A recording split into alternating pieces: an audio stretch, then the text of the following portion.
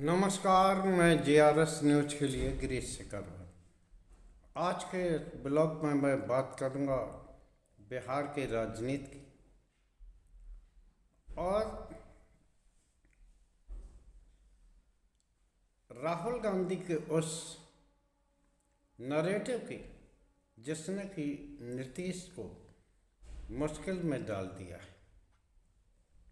वह नीतीश कुमार जिन्होंने जाति जनगणना बिहार में कराकर अपने जनाधार को बढ़ाने का काम किया था और ये माना जा रहा था कि अभी अगर चुनाव होगा तो नीतीश कुमार को निश्चित तौर पर फायदा होने वाला है। लेकिन राहुल गांधी ने कल संविधान सुरक्षा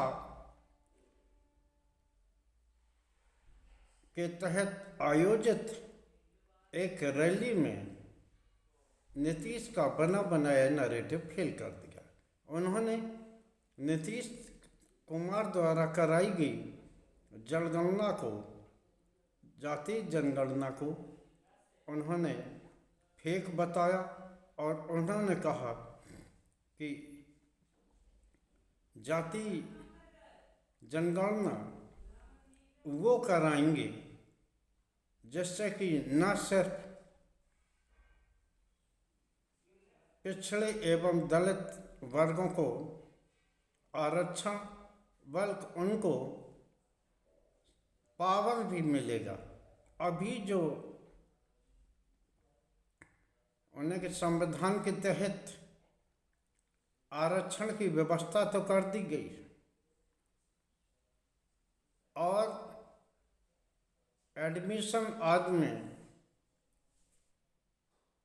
आरक्षण मिल जाता है, लेकिन जो पावर है, आर्थिक समानता है, वो नहीं मिल पाती क्योंकि सरकारें, खासकर उन्होंने केंद्र सरकार को टारगेट किया कि वो अपने जो पावर है वो उद्योगपतियों के पास सरेंडर कर चुकी है।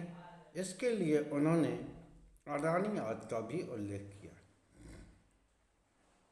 राहुल गांधी का बिहार दौरा जो बहुप्रतीक्षित था, उसने न सिर्फ राहुल गांधी ने कल सफलता अर्जित की बल्कि उन्होंने इंडिया गठबंधन को भी मजबूती देने का काम किया है। कल वो गर्दनी बाग में आंदोलन कर रहे उन छात्रों के बीच भी पहुंचे जो कि बिहार संघ लोक सेवा आयोग की भर्तियों के गलत रूप में किए जाने के कारण आज भी आंदोलनरत हैं और धरना प्रदर्शन कर रहे हैं। वो राबड़ी देवी के निवास पर भी गए जहाँ कि उनका लालू प्रसाद यादव और लालू प्रसाद परिवार ने स्वागत किया, दही चूड़ा खिलाया। इसके बाद राहुल गांधी उस शेराटन होटल भी गए जहां पर भी राष्ट्रीय जनता दल लालू प्रसाद के पार्टी की, जहां पर राष्ट्रीय कार्य समिति की बैठक हुई थी। कल राहुल ने जिस प्रकार से रैली में अपने मुद्दों को धार दी, उन्होंने साफ कहा कि जब तक जाति की जनगणना नहीं होती और ये स्पष्ट नहीं हो जाता कि आखिर इस जाति जनगणना से किस वर्ग को कितना प्रतिनिधित्व मिला है, तब तक ऐसी जाति जनगणना कराने से कोई फायदा नहीं। इसी सब बातों को लेकर उन्होंने नीतीश द्वारा कराई गई जाति जनगणना को फेक एवं बेकार करार दिया। उन्होंने कहा कि वो पूरे देश में इस तरह से जाति जनगणना कराएंगे जिससे कि यह पता चल जाएगा कि आखिर उनका शिक्षा और रोजगार आदि में प्रतिनिधित्व कितना है और उनके वर्ग के लोग किस प्रकार का जीवन यापन कर रहे।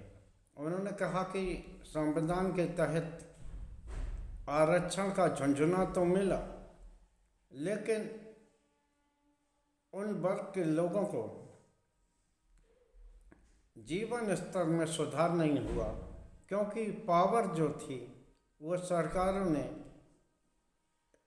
आरक्षण तो दिया लेकिन पावर और कहीं दे दी।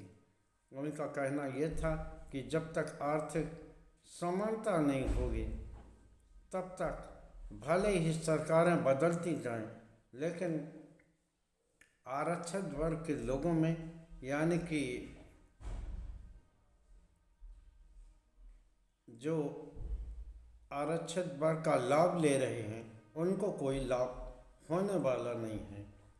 उन्होंने कहा कि जब वो पावर में आएंगे, सरकार पर दबाव बनाकर वो न सिर्फ जातीय जनगणना कराएंगे बल्कि आरक्षण के 50% की जो दीवार यानी कि बंधन है उसको भी वो तोड़ देंगे। उधर एनडीए में भी दिन भर हड़कंप की स्थिति रही। उधर नीतीश कुमार ने महिलाओं को लेकर जिस प्रकार बयान दिया उस प्रकार उन बयान को खारिज किया तेजस्वी यादव ने और ये कहा कि नीतीश कुमार का दिमागी संतुलन अब ठीक नहीं रहा।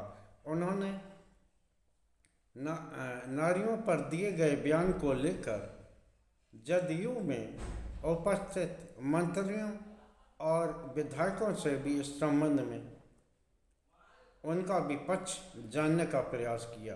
इधर राहुल के दौरे को लेकर न सिर्फ बिहार बल्कि दिल्ली तक में माहौल गर्म रहा।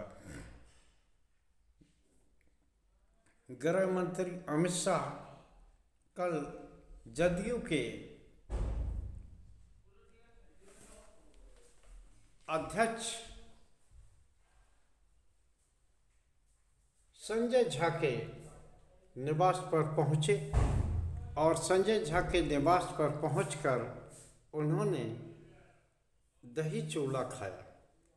आज वो आंध्र प्रदेश में जाएंगे और आंध्र प्रदेश में जाकर वो न सिर्फ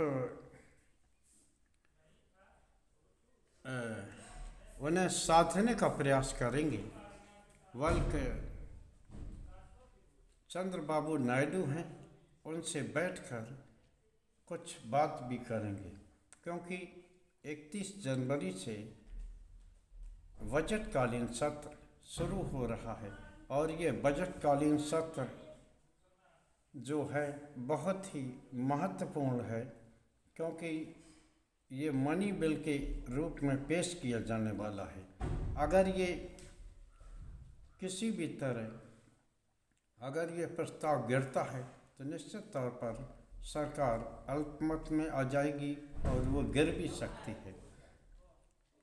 तो एनडीए की यानी कि भारतीय जनता पार्टी की ओर से भी ये प्रयास हो रहा है कि किसी भी तरह से ये जो सत्र है अच्छे से निपट जाए और सरकार को कोई बाधा न खड़ी हो। राहुल गांधी ने जिस तरह से नीतीश पर वार किया है और उनको कटघरे में खड़ा किया है, तो निश्चित तौर पर यह दर्शाने को काफ़ी है कि न सिर्फ बिहार में इंडिया गठबंधन मजबूत है बल्कि वो आगामी चुनाव में मजबूत होकर ही उभरेगा। इधर दिल्ली में अरविंद केजरीवाल को प्रचार के दौरान उनकी कार पर पत्थरों से हमला हुआ। इसमें जिसका कि आम आदमी पार्टी ने इसका आरोप भारतीय जनता पार्टी के चुनाव लड़ रहे प्रत्याशी प्रवेश वर्मा पर लगाया। उन्होंने कहा कि प्रवेश वर्मा ने ही अपने कार्यकर्ताओं के जरिए केजरीवाल पर हमला कराया, क्योंकि वो साड़ियाँ, जूते और सोने की चैन बांटने के बाद भी चुनाव हार रहे हैं। इसलिए उन्होंने केजरीवाल पर हमला कराया। उधर प्रवेश वर्मा ने इस बात का खंडन किया है। उन्होंने कहा कि उनके कार्यकर्ताओं के पैर केजरीवाल के फ्लीट से जो गाड़ियां थीं उनसे टकरा कर टूट गए हैं, लिहाजा आम जनता ने उन पर हमला किया है। हालांकि दिल्ली पुलिस ने भी इस बात का खंडन किया कि केजरीवाल पर कोई हमला किया गया है। दिल्ली में चूँकि चुनाव है, लिहाजा वहाँ की स्थिति अभी गर्म बनी रहेगी, लेकिन बिहार में जिस तरह की परिस्थितियाँ पैदा हो रही हैं वो ये दर्शाने को काफ़ी है कि देर सवेर चूँकि बिहार भी चुनावी राज्य इसी वर्ष होने वाला है और उसके चुनाव में भी 5-6 महीने का वक्त रह गया है। लिहाजा अब देखना ये है कि नीतीश कुमार आखिर करते क्या हैं। क्या वो अपनी घोषणा के अनुसार उसी एनडीए में बने रहेंगे या सत्ता या मुख्यमंत्री पद बचाने के लिए वो अन्य किसी दल में शिफ्ट करेंगे। आज के ब्लॉग में बस इतना ही। जय हिंद, जय भारत।